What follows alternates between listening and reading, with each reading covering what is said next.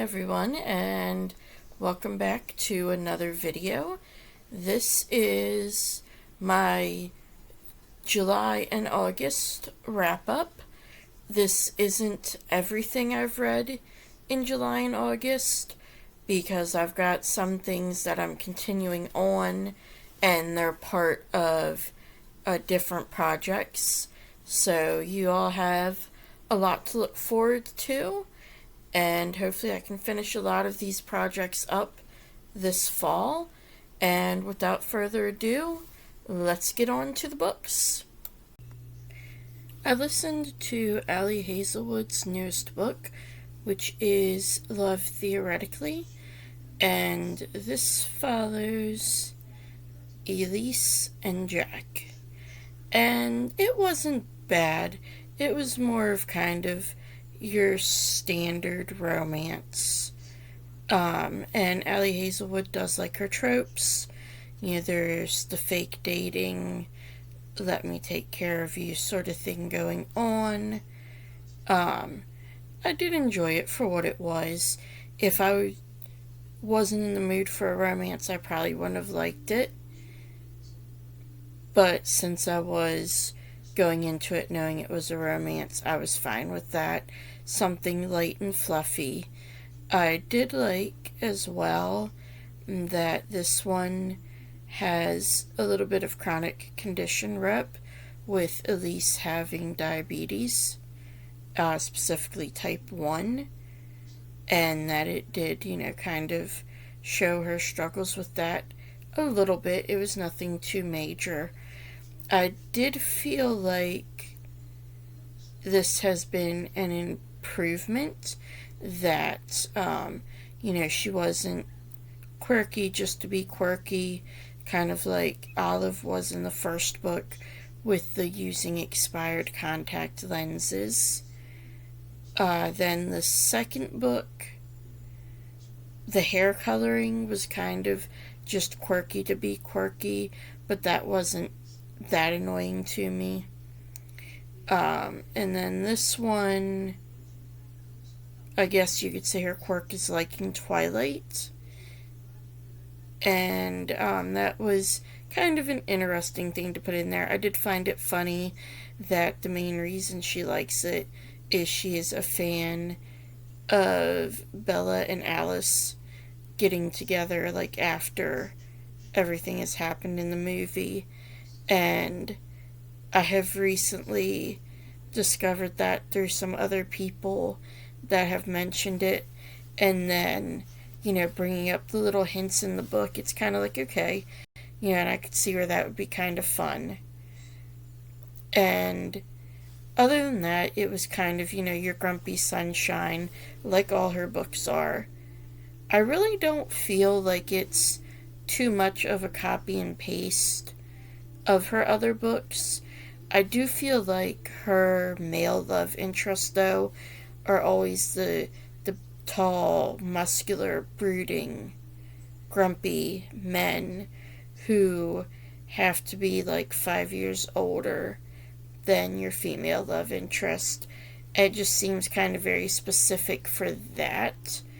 And I suppose if you do boil it down, they are all pretty similar.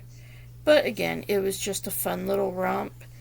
I wound up giving it 3.5 stars, which is, I enjoyed it. If I want a, light romance, a fun romance, I would listen to it again. So I listened to Rachel Yoder's book, Night Bitch, and it was actually pretty interesting. It reminded me, honestly, a lot of Bunny in some ways, in that it was kind of out of the ordinary, experimental, is this real, is this all in her mind, so on and so forth. Another thing I really liked about it is that it took a cue from the novel Rachel, Rebecca. And the characters were not named. The only ones who were named were a few of the other mothers. But other than that, the main character isn't named. Neither is her husband, neither is her son. It's just the mother, her husband, her son, or if she goes by something other than the mother, it's Night Bitch.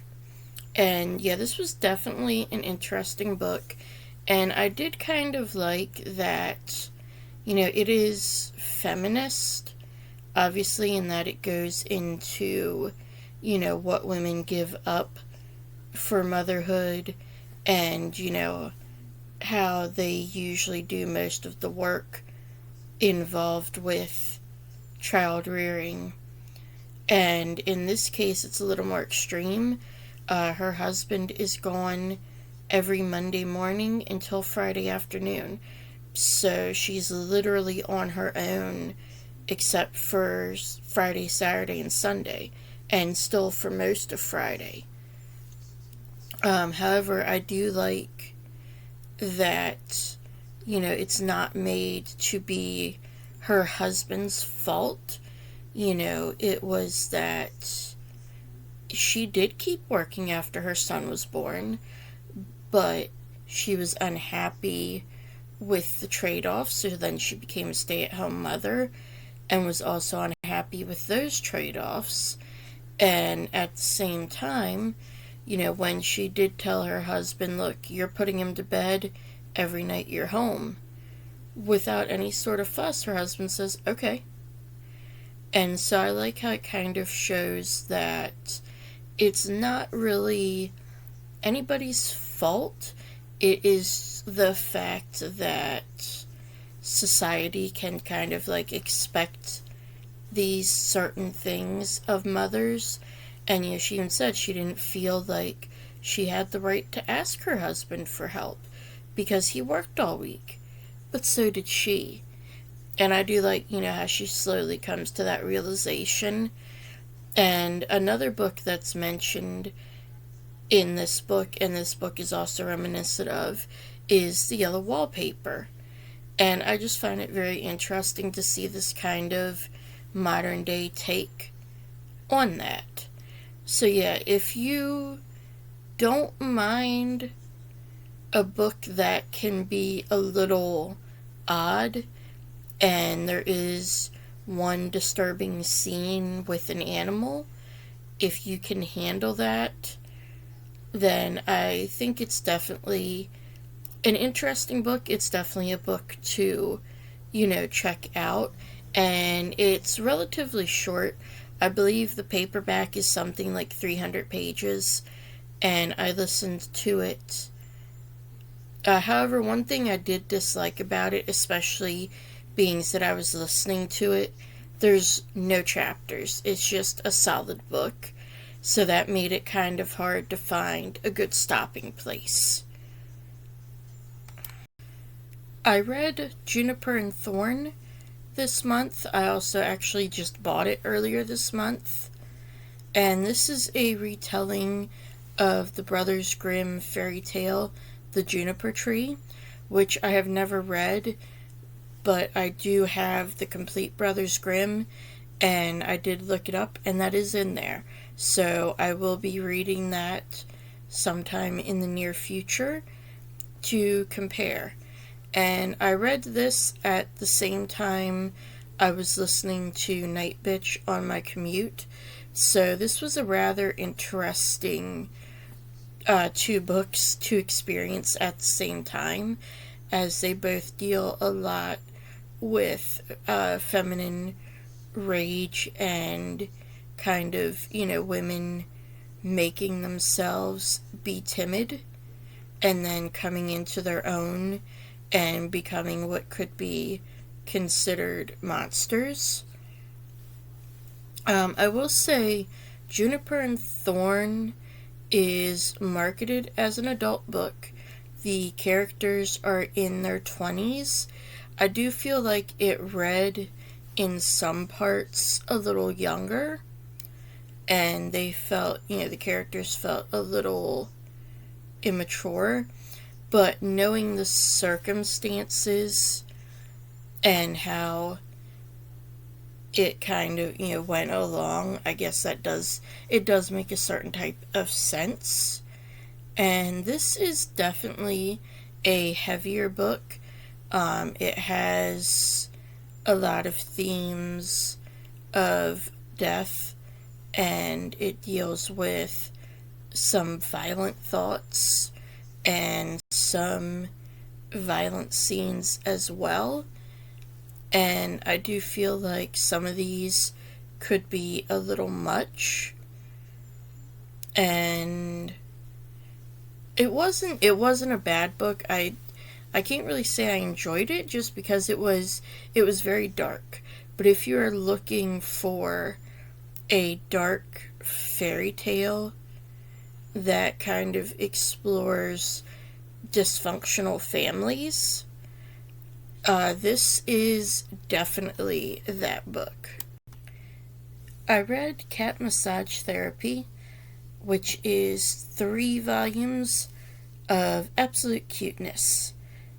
Basically, it's about this group of cats who give people massages.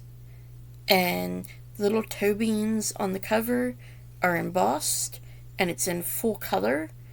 And all the kitties are very cute, and it's just kind of a slice of life about these cats. And I really enjoyed it. I was in the mood for something very, very cutesy, and this definitely fits that. If you like cats, you will like it. If you're not a fan of cats, then you might want to find something else. I finished volumes 11 through 38 of Yona of the Dawn over the past month or so as well. I do have to say I liked these volumes a lot better than I did the first 10. Yona grew a whole lot more. She's become a much stronger character. There's also a slower plot now, whereas I felt in the first couple of volumes it was kind of very quickly getting through. We meet the Dragon Warriors. There's not that long before each of them joins up. There's not much conflict in getting them to join up. In these later volumes, there's been more conflict. There's also been much more political things, as we have now dealt with 2 of the 3 countries that share the continent with the Kingdom of Coca, and the 2 to the south, which are Sei and Jing, both had somewhat short arcs. However, they still were a little longer. They were about 3 to 4 volumes each, and I felt like they were also sufficiently complicated compared to previous arcs. And now this longest one has been about the Kai Empire, which is split into South and North Kai, and this is the largest kingdom on the continent and the one to the north of Coca. And this deals also a lot more with Suan. We learn a lot more about him. We learn a lot more about his parents and Yona's parents, and I feel like the series gets a lot more depth throughout these many volumes and evolves into something much different than what I thought it was going to be. The battles are still, they're not necessarily these great big epic battles that are deeply delved into, but I still think they are done pretty well. And being that it is a Soho manga versus a shonen, I do feel like it would focus on the battles less, and that's kind of to be expected. There's much more character development and such. So yeah, I did definitely enjoy this, and I was pleasantly surprised by these later volumes. So that's all I have that fit in my July-August wrap-up, book-wise.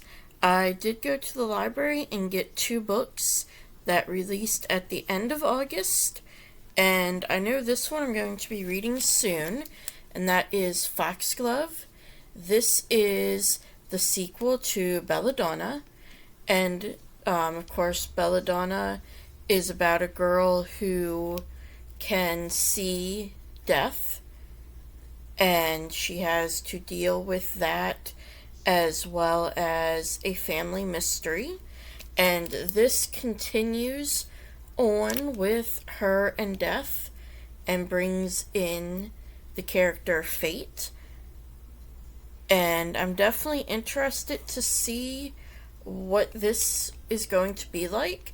It's going to definitely be like a spooky fall vibe, so I might read it September, I might wait till October, not sure yet.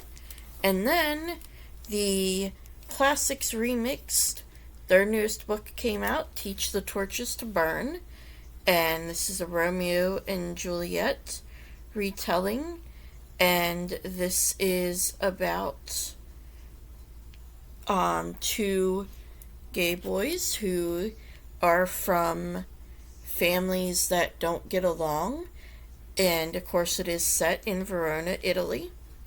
And I believe Valentine is the Juliet in this version, and he is the younger brother of one of Romeo's closest friends. And so this sounds, again, I've been enjoying this series as I've read it, and this sounds like another really good one in that series. I do have several more to read.